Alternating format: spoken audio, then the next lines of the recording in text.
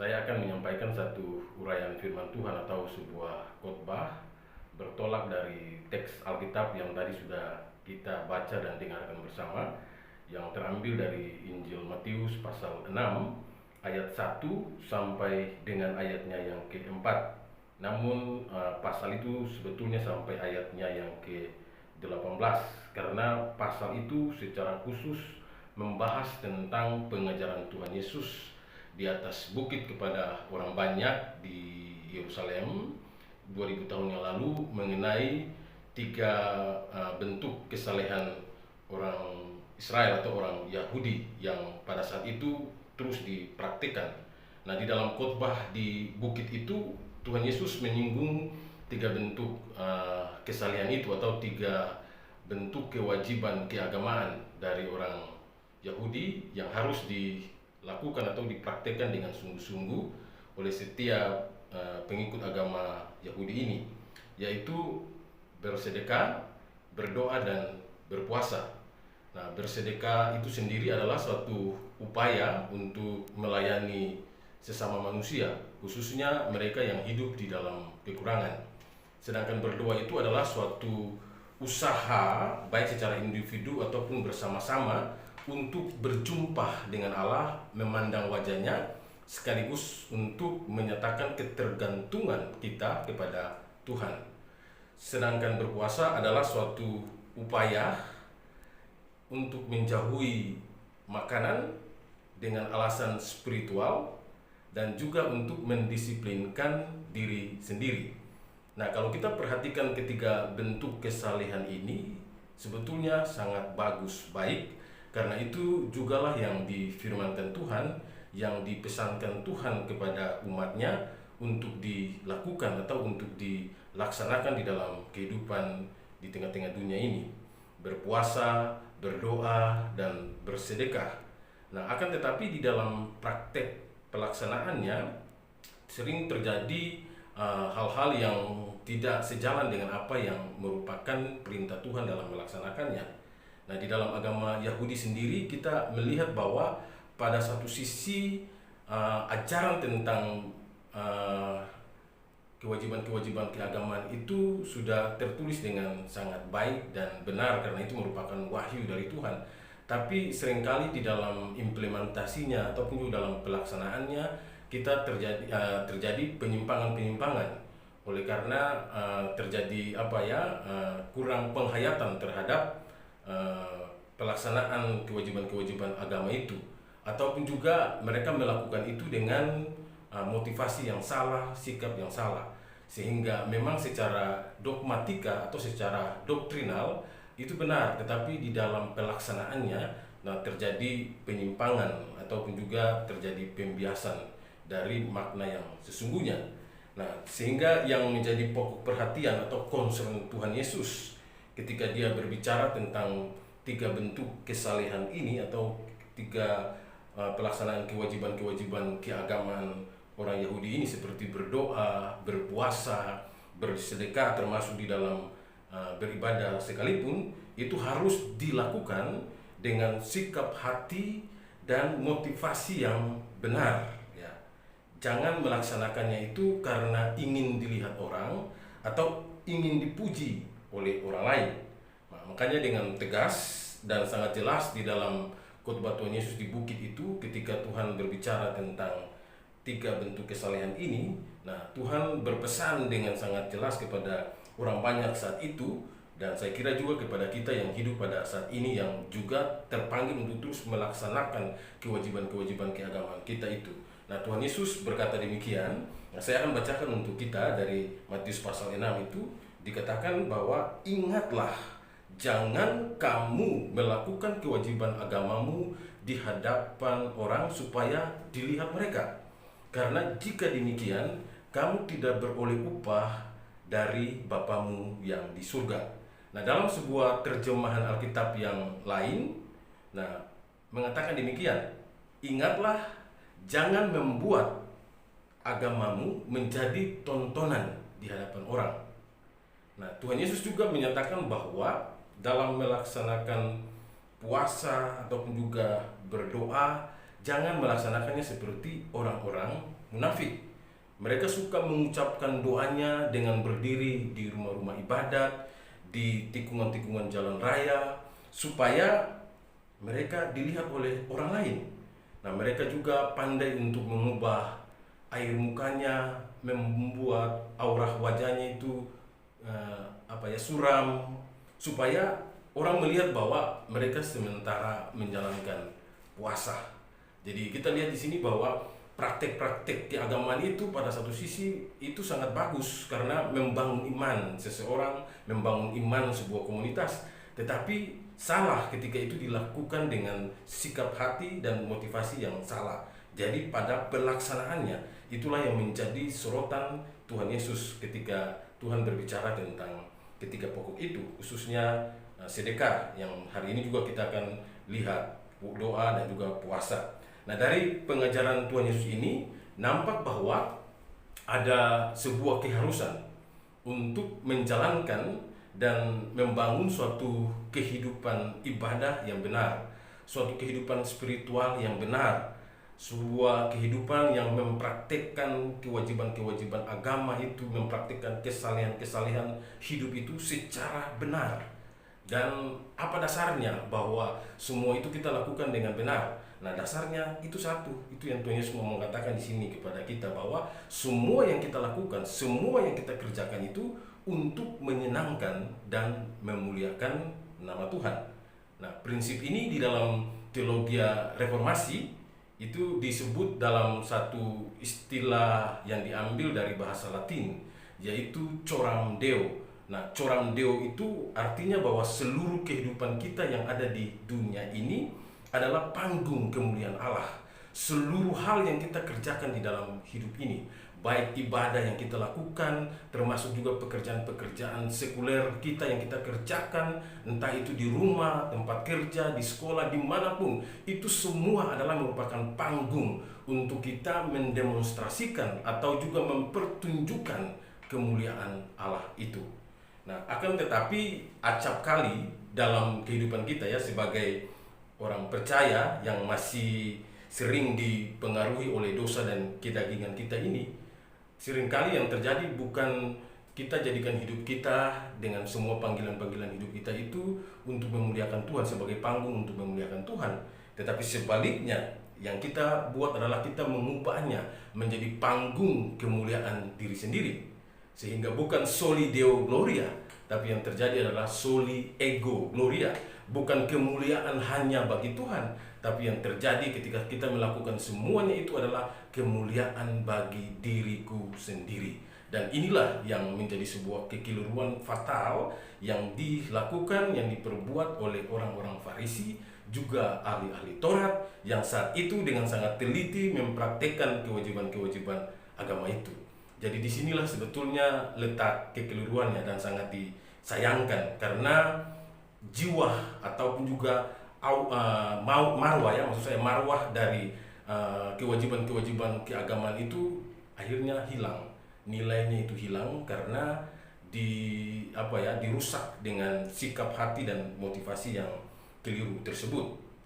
Nah, dan jika demikian dalam kehidupan ini, kalau kita menjalankan seluruh kehidupan keagamaan kita ini, ketika kita beribadah, kita melayani, ataupun juga kita melaksanakan kewajiban-kewajiban agama kita dengan cara yang salah, maka yang terjadi adalah bahwa semua yang kita perbuat itu tidak mendapatkan kepujian dari Allah. Artinya kita tidak mendapatkan manfaat apa-apa, baik bagi hidup kita di dunia ini maupun juga dalam kekekalan nanti.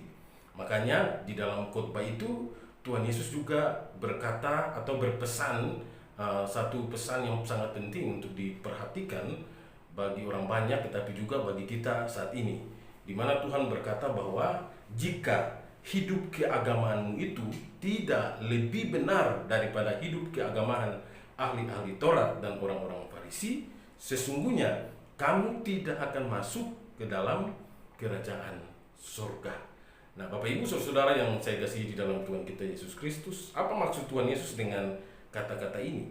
Nah, Tuhan Yesus sebenarnya ingin menekankan kepada kita semua di sini ialah bahwa dalam kita mengaplikasikan firman Tuhan itu ataupun menjalankan pesan-pesan firman Tuhan itu, nah kita harus melampaui kesalehan yang dipertontonkan oleh orang Farisi dan ahli-ahli Taurat.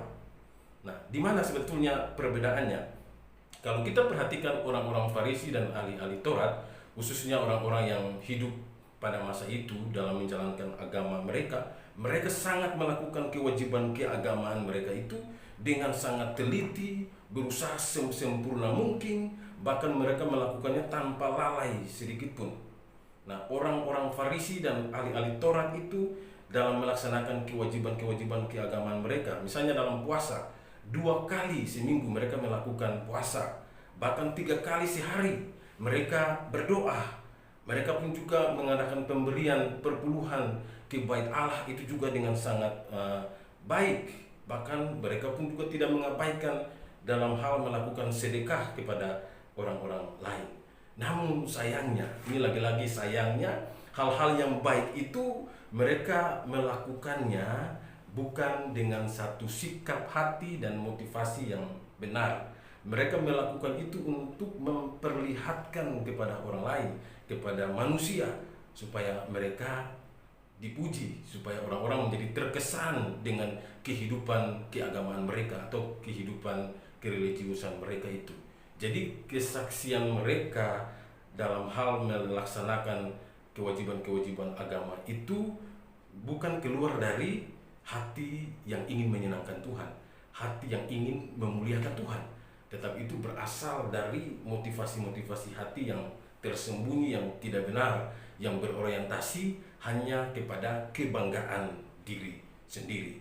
Nah, Bapak Ibu yang saya kasihi di dalam Tuhan kita Yesus Kristus, kehidupan kita di dunia ini yang Tuhan percayakan kepada kita, yang telah Tuhan selamatkan ini dan Tuhan jadikan kita sebagai anak-anaknya, sebagai umat kepunyaannya, tentu Tuhan memberikan bagi kita banyak hal untuk kita lakukan. 2 hal penting yang perlu kita perhatikan di dalam hidup ini yang Tuhan karuniakan kepada kita untuk senantiasa melakukannya adalah ibadah dan juga pelayanan.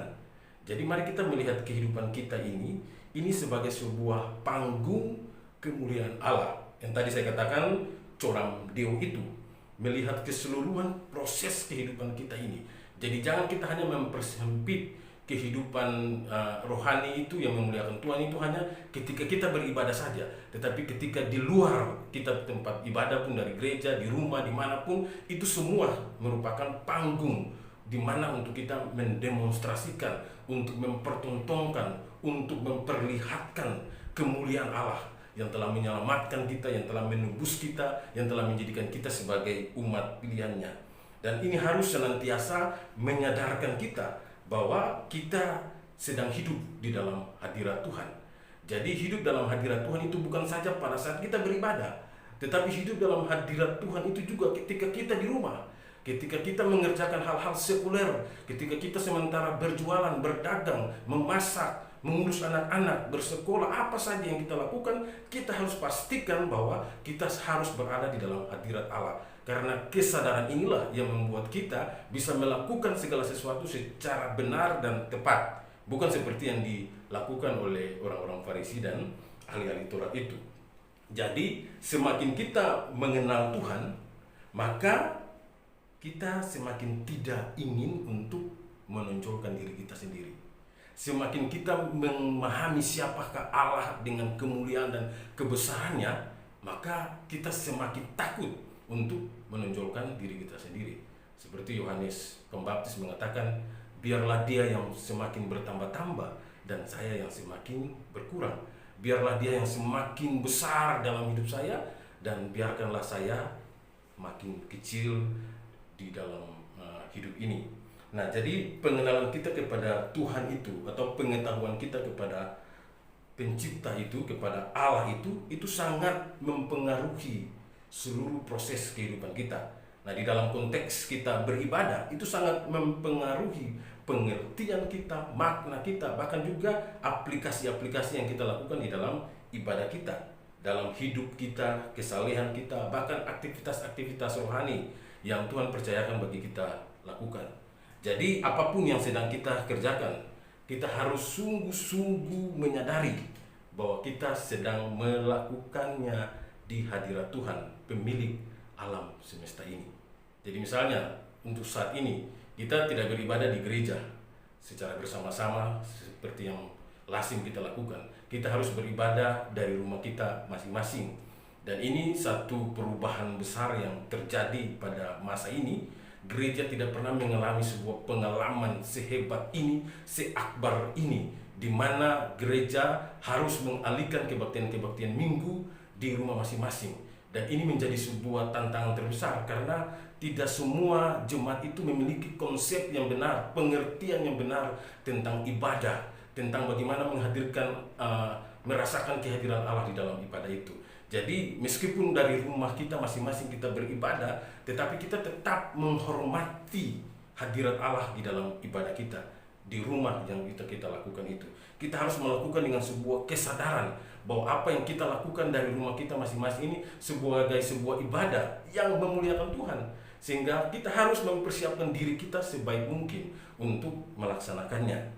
Jangan kita melakukan semua kewajiban-kewajiban agama kita itu, ibadah-ibadah kita itu karena terpaksa, karena sesuatu yang sudah biasa kita lakukan.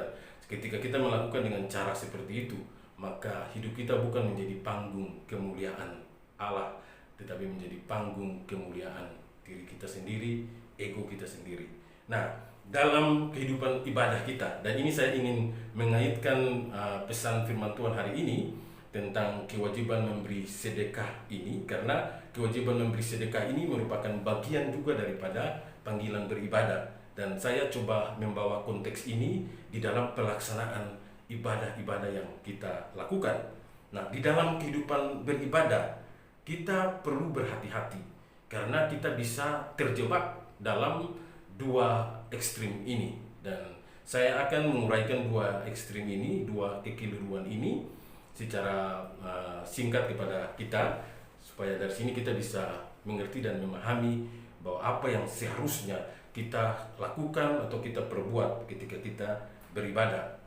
Yang pertama, dalam kehidupan ibadah itu bisa saja orang itu terjebak dalam apa yang disebut dengan rutinitas. Nah, rutinitas itu menjadikan kita lama-lama menjadi terbiasa dan lama-lama menjadi bosan. Satu minggu kita beribadah satu kali, itu secara bersama-sama hari Minggu. Ingat dan kuduskanlah hari Sabat. Tapi setiap hari kita juga melakukan ibadah pribadi atau ibadah keluarga. Di tengah minggu juga ada ibadah. Dan rutinitas-rutinitas seperti ini kalau terus dilakukan dengan tanpa pengertian yang benar, maka kita bisa jatuh pada apa yang disebut dengan rutinitas itu.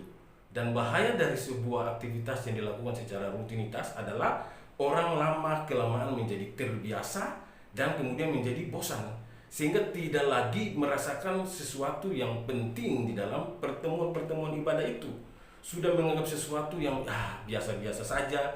Sehingga misalnya ketika ke gereja pun, ketika datang beribadah pun, hanya melakukan kewajiban keagamaan begitu saja. Karena saya orang percaya, saya orang Kristen, saya harus pergi beribadah. Saya harus mungkin berdoa sebelum makan, sebelum tidur saya harus berdoa, mungkin juga membaca Alkitab, tapi semua itu dilakukan dengan semangat rutinitas. Dan akhirnya apa? Orang kemudian bisa menjadi bosan. Dan ketika kebosanan itu sudah melanda kehidupan kita, atau kita sudah menjadi orang yang boring dalam melaksanakan semua kegiatan-kegiatan agama ini, maka kita akan kehilangan kuasa ibadah itu dalam hidup kita. Kita tidak akan memiliki sebuah semangat, bahkan kita kehilangan nilai-nilai penting di dalam ibadah itu. Nah, itulah sebabnya terjadi banyak di dalam kehidupan bergereja, khususnya di kalangan umat Tuhan, jemaat Tuhan, karena terlalu terbiasa dengan rutinitas ini, sehingga akhirnya ke gereja pun hanya datang begitu saja, dengar khotbah pun hanya begitu saja, menyanyi pun tanpa ada sentuhan-sentuhan apapun. Nah, mungkin orang lain tidak tahu, tapi Tuhan tahu itu.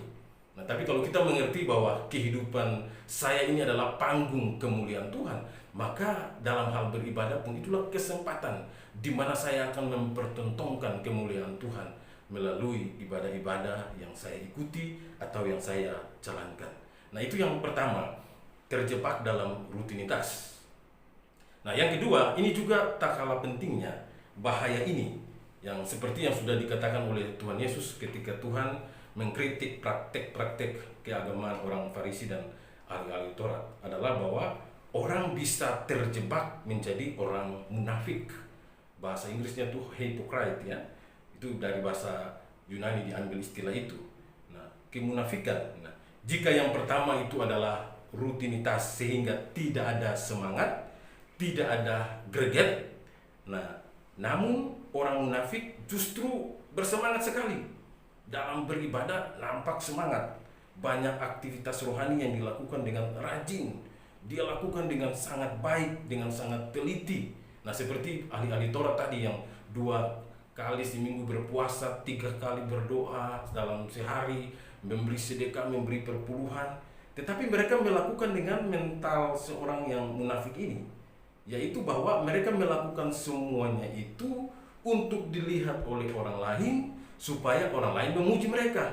Jadi bukan mempertontonkan hal-hal itu untuk kemuliaan Tuhan, tetapi supaya dilihat orang dan dipuji oleh orang lain.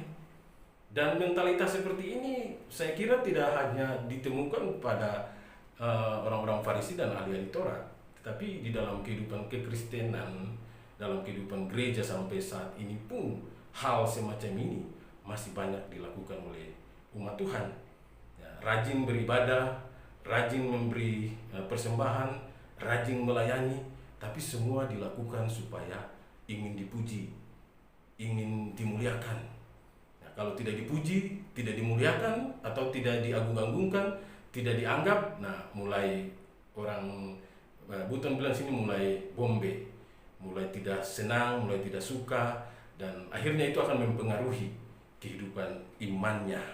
Dan hal kedua ini kita harus perlu mewaspadainya. Jadi bukan saja rutinitas yang bisa merusak konsep ibadah kita itu, tetapi juga bisa dengan kemunafikan ini juga bisa membuat kehidupan iman kita itu mengalami permasalahan atau tidak bertumbuh dengan baik. Lalu bagaimana caranya supaya kita jangan akhirnya menjadi orang-orang Farisi dan para ahli Taurat dalam menjalankan agamanya? Maka di situ Tuhan Yesus sangat jelas mengatakan, kalau kita melakukan semuanya itu, kasih tangan kanan, tangan kiri jangan tahu.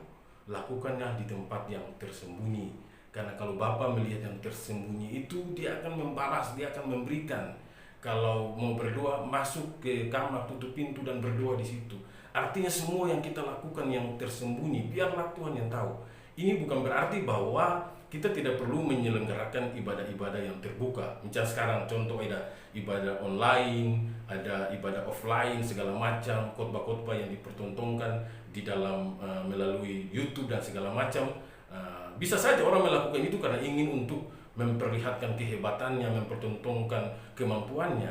Tapi bukan seperti itu. Kalau kita melakukannya dengan motivasi, dengan sikap hati yang benar, ini yang dimaksudkan oleh Tuhan, bahwa biarlah Tuhan yang tahu yang tersembunyi di dalam hati kita itu, bahwa kita melakukan semuanya itu untuk menyenangkan Dia, untuk memuliakan Dia. Nah, itulah sebabnya di bagian akhir daripada khotbah ini terkait dengan tema kita hari ini, bahwa Coram Deo, bahwa kehidupan kita di dunia ini adalah panggung kemuliaan Tuhan, sehingga untuk menolong kita dalam menjalani hidup kita ini, maka ada 3 tips yang ingin saya berikan kepada kita pada kesempatan ini. Nah, bagaimana kita bisa melakukan kehidupan kita ini untuk sungguh-sungguh memuliakan Tuhan? Yang pertama, kita harus terus-menerus hidup dalam hadirat Tuhan. Dan ingat, hidup dalam hadirat Tuhan itu bukan saja hari Minggu, bukan saja ketika kita beribadah, baru di situ kita berdoa minta Tuhan hadir, hadirat Tuhan nyata di dalam hidup kita. Bukan demikian.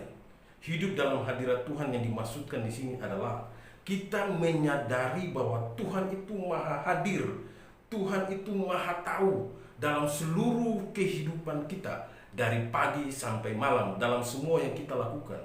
Sehingga kita hidup dengan kejujuran di hadapan Tuhan, kita hidup dengan berintegritas kepada sesama, tidak bermuka dua.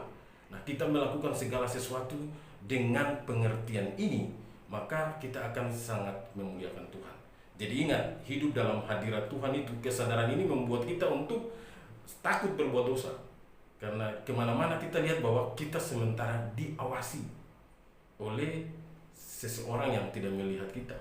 Itulah bos di atas.